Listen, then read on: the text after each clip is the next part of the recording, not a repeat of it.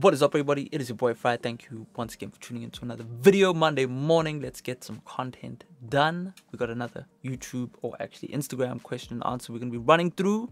So let's get straight into it. Definitely check me out there so you can follow me for when I post the next questionnaire post thing. I don't know what they call it on Instagram. But yeah, man, definitely make sure to check the links below for my vocal recording course, vocal mixing course, as well as vocal enhancer and a digital preamp all for FL Studio. With that being said, let's hop straight into it. Alright, first question comes from RBG08.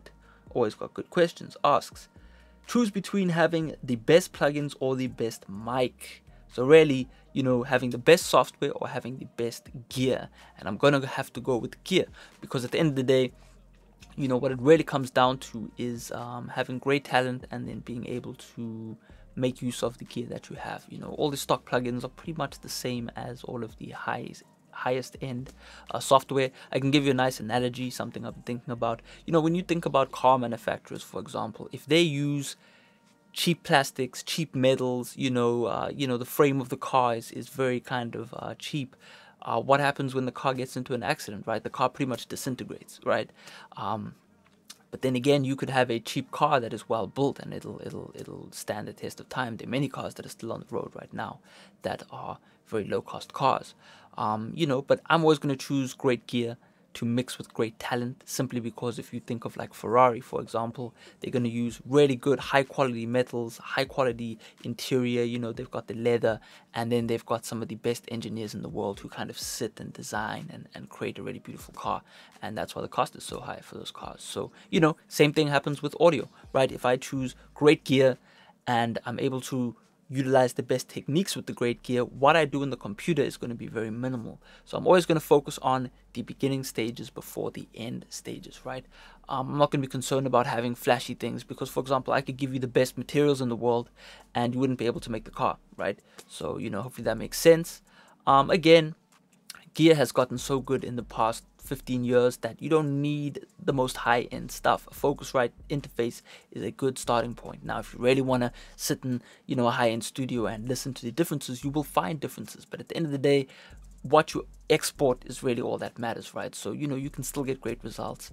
And, there are lots of free plugins like Air Windows. I always recommend people to use some of my stuff for FL Studio Vocal Enhancer that are really going to help you juice up your material. So, you can have kind of lower end software and still get great results. But at the end of the day, it all comes down to what you are recording, your source, your rapper, whoever, your beats, they need to sound good, and your software doesn't really matter then. So hopefully that makes sense. Keep mixing every day and I'll check it out. Frozen Music asks, how to start a full built studio, like what specific gear or audio interface do you need? Okay, that's a good question. So for those who are interested in getting a little bit more of an analog workflow going, you really need to look at what it is that you actually need. The more pro studio setups I see, especially with the artists that record themselves. For example, I had a conversation the other day with someone who booked a mix review session, and they'd asked me, what gear do I need, right? Or how do I make my stuff sound better? And what I really showed them was that, for example, Nav only has a nice preamp, a nice compressor, and a decent mic. And he's got a little pop shield, and that's how he records his music, right? He doesn't need a SSL console to get his work done, right? All those things are just going to get in the way. So my recommendation for those who are vocal recording artists, focus on getting a decent interface, mic preamp, compressor if you can afford it, and then a decent microphone, and that's really all you need. Get some really nice headphones, pair of speakers, and that's really all you need. Then you can start focusing on your sound treatment, probably sound treatment first, but a lot of people kind of disagree with me on that. Hey, it's up to you. I personally believe in sound treatment. You can do a lot for the low. You can buy some mineral wool, put that on the walls, and get better results. But for those who also want to do a bit of kind of beat tracking or mixing like what I'm doing, all you need then is a 8-channel audio interface. Focusrite make the Scarlett, I think it's like the 16, and that has 8 ins and 8 outs from what I understand. And that way you can actually get a 8-channel mixer and then actually run the outputs from your DAW out into the outputs and then back in. I think you would actually need, I don't know if the Scarletts have independent speaker outputs. Sometimes that takes outputs, like for example, I have 16 outputs, but 2 of them are designated for my speakers. So you'd obviously have to count your channels and see what you need. I know a lot of guys that are working with MPCs that will want every MPC stem, and then they'll also have a 16-track audio interface or 16-channel audio interface, and then they'll be able to record the kick, snare, hi-hat, stereo sample, right? Stereo is 2, so you need 2 channels, for example, the speakers left and right. It really comes down to what you need. You know, I would say, but for vocal recording guys, man, you can get some really sick setups. Golden Age preamp or Golden Age projects are making really cool Neve style preamps, so something similar to what I'm rocking right there. Transformer based preamps are beautiful. You can get some really nice microphones. SE make great microphones. I'm actually got one. I don't know, you can't see it, but there's one on my console right now that I'm using for voiceovers, and that sounds really good. You know, Warm Audio makes some nice compressors if you can afford one. Again, Golden Age Projects makes a really cool Neve style compressor. So again, that's a transformer balanced mic preamp into a transformer balanced compressor. Wow, beautiful, right? So definitely check out those options. You can get great results for the low. Mix that together with good monitoring, good headphones or good speakers, high quality beats, and you have got world renowned quality. You can't kind of, you know, get better than that. So, you know, definitely consider what you need done and have fun. Let's get it. Here's another question surrounding audio plugins. DC Wakanda asks, can we get good mixes using only plugins? Yes, to answer your question, if you have good material, mixing is going to be a breeze. You know, when you've got your beat sounding good, all the instruments are sitting well, the drums sitting good, and then you rap over that or sing over that with a decent quality microphone. You know, when I say decent quality, it just needs to be a condenser or a decent dynamic microphone. It shouldn't be like headphone. I've heard people telling me they're recording headphone microphones. Hell, even iPhone microphones are decent these days, right? You can actually get decent results with those. Would I recommend using it? I don't know. But, you know, get decent recordings, meaning utilize what you have to the best of your ability, learn recording technique. That way, when you start mixing it, it's literally just a game of maybe adding a little bit of tape saturation or bus color 4 saturation, air window saturation, doing a little bit of high pass EQ, lifting up the top end, maybe trimming away some frequencies, compressing it and leveling it, and you're good to go, right? It shouldn't be more complicated than that. Everything else is really just kind of like the, you know, the mozzarella on top, you know what I mean? Keep it simple. So yeah, hopefully that answers your question. Digger, I would think your name is, asks, should you export your track before mastering? That's a good question. So a lot of people might, you know, wonder if exporting their track after mixing it you know, will help in some way. I personally believe that if you are able to do everything in one session, you're going to maintain the overall quality, because, you know, to understand exporting and re-importing, you need to understand that when you're recording your track, you're recording in WAV format, hopefully in 24-bit, and that's going to be in the session, right? All your WAV files, all your recordings, your vocal recordings, or maybe your beat is all in lossless quality, meaning it is uncompressed. Now, when you export, you are most likely going to compress your track down to a lesser quality. So, for example, going from 24-bit down to 16-bit. Some people will do that to save space. Maybe their CPU is full on their session and they need more plugins, more CPU power on the mastering session. In that case, do it. Then just maintain the quality. So, for example, if you've worked at 48 kilohertz 24-bit, export it to that, and then import it into your mastering session. That's generally how most engineers are working.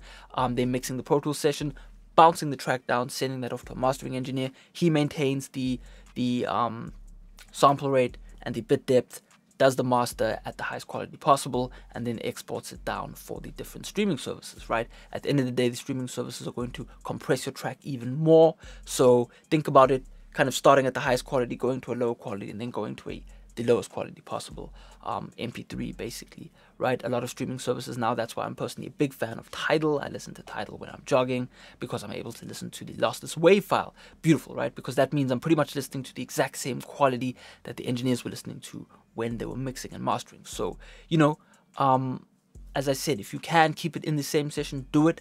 That's what I've been doing these days, and it works out beautifully for me because I can actually hear a quality difference on YouTube. I can hear my material sounds a lot better. Whereas back in the day, I was exporting and exporting and exporting, and it just kind of slowly destroys the quality, because every time you export, you kind of freeze the data, and in order to freeze the data, you kind of have to do something to it.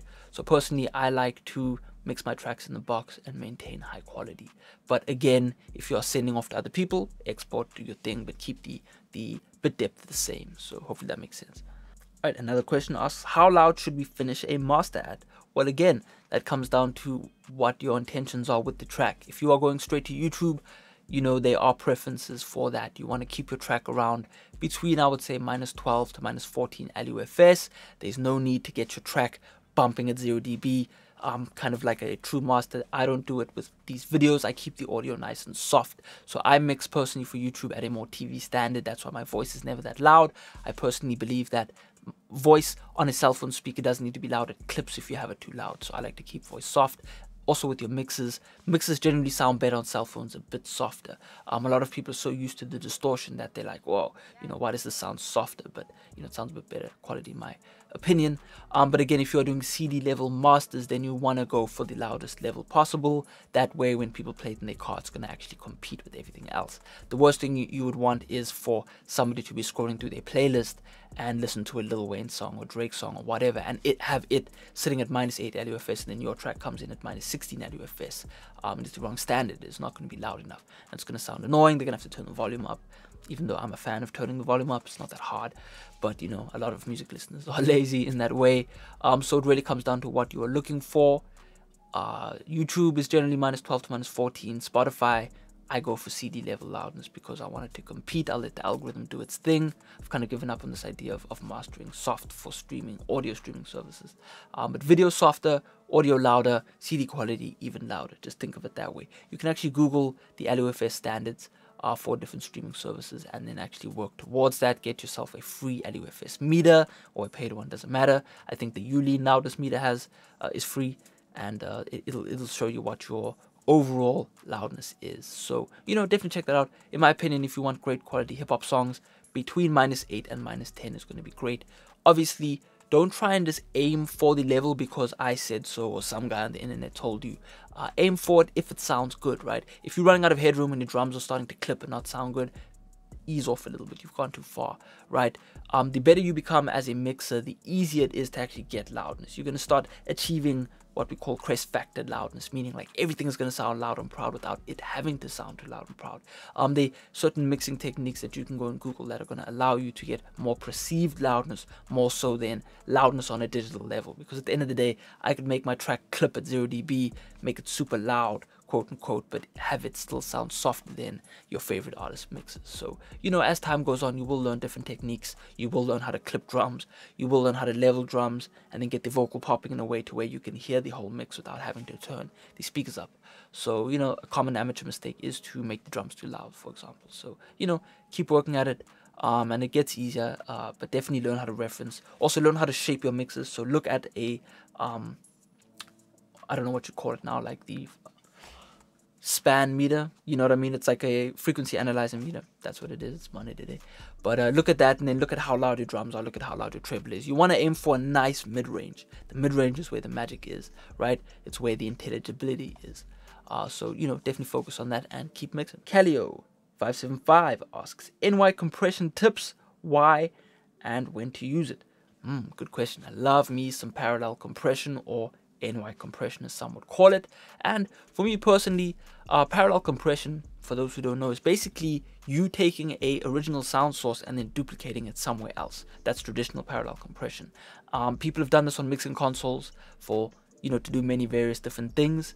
Personally, I use parallel compression when I want to get more out of a sound, but the sound itself can't offer me anymore. So for example, let's just say I want more treble out of my vocal. I might create a parallel send, compress that paralleled vocal, and then boost the EQ on it, or boost the EQ into the compressor. And then on the side of the main vocal, I've kind of got this additional trebly vocal sitting in the background of that, where the main focus of that parallel sound is just the treble. So that way I can get more air out of the vocal without having to EQ the original sound. That is one technique. Again, you could use, for example, a pull tech into a compressor. That's a very old school technique where they would boost the bass on a kick drum, you know what I mean, on the parallel channel, and then blend that back into the mix, and then you get this bigger sounding kick drum. So there are many different ways to get cool parallel tricks. You can use parallel sends, right? I mean, parallel effects. So you could do, for example, a dark reverb send, right, and then get more of a bassy, reverby sound out of the vocal. Or you could parallel compress your beat, right, and then get more air out of the beat or more mid-range out of the beat. Sometimes you don't want to EQ the beat, but you may want to create a bandpass filter, boost the instruments, and then blend that in, and you've got this parallel of the instruments, right? There are many different ways. It's really your creativity that determines how much you can do with parallel compression. I personally customize the hell out of all the mixes I do when I use parallel compression. I'll tailor it to what needs to be done. So if I feel, man, if I EQ the vocal mode, it's going to sound too bassy, I might do it on a parallel send. Or maybe I feel that, you know, the mix is kind of unbalanced. Maybe I might parallel compress the whole mix, right, and get a bit more air or mid-range out of the mix, and I can utilize it that way. So parallel compression is definitely powerful. You could even literally create a direct duplicate and then just make the vocal louder, right? It's that simple. So definitely check it out. Make use of it. It is definitely an underrated tool. Beats by Shin asks, how to tame and make your mid-range good in vocals? Well, firstly, as always, and I know a lot of people don't like this answer, but you need to focus on getting better sounding recordings, right? If you are mixing someone, ask them to just work on their mic technique, right? Up until the point where the vocal sounds decent. A bland vocal that has all the sauce in it, right, or all the material in it, is better than an overly, you know, shrill sounding vocal, right? Because at least with the bland vocal you can EQ it, right? It's kind of just like clay that's ready to be, you know, formed into something. So if you are starting your mixes off with overly MIDI sounding vocals, it is definitely a recording technique. Learn how to distance your mic away from the mouth region, maybe sit a bit off axis to really EQ your mix before even EQing it, right? But let's just say you just want to do a little bit of taming, right? I do this in my mixes. I'm going to pull up usually a multi-band compressor. I might at first just kind of poke certain frequencies with the EQ and then pull them out a little bit. That's generally my first go-to technique. But generally, if I want to kind of tame and massage the vocals, I will use the Waves C4, which is a multi-band compressor. Fruity multi-band is a good option as well. And then all I want to do is just basically, you know, minimally compress the mid-range every time it kind of pops out a bit much. You can also do this on your master bus. I've kind of stopped doing multi-band compression a lot on my mix bus because I'm kind of working more so on dealing with it in the mix. So again, I'll kind of tame the mid-range of whatever needs to be done. You can also do this with the de-esser, right, on the top end. You can do it on the bottom end as well. If you've got something that kind of pops out, it becomes a bit too bassy, you can use a dynamic EQ as well just to kind of tame it. Lots of techniques out there, but again, it all starts off with the original sound. You know, you don't want to be fixing a kick drum on the master channel. You want to EQ the kick drum, you know, during the mix. That way it is easier to deal with later. So hopefully that makes sense. Alrighty, there you go. Those are all the questions we have today. Hopefully you enjoyed this video. Shout out to everyone for posting comments or questions on Instagram. As always, check the links below for FLPs, my vocal recording course, vocal mixing course, and vocal enhancer, all for FL Studio. And hopefully you have a great week and keep on mixing. You know what I mean? I'll check you out next time. Peace out.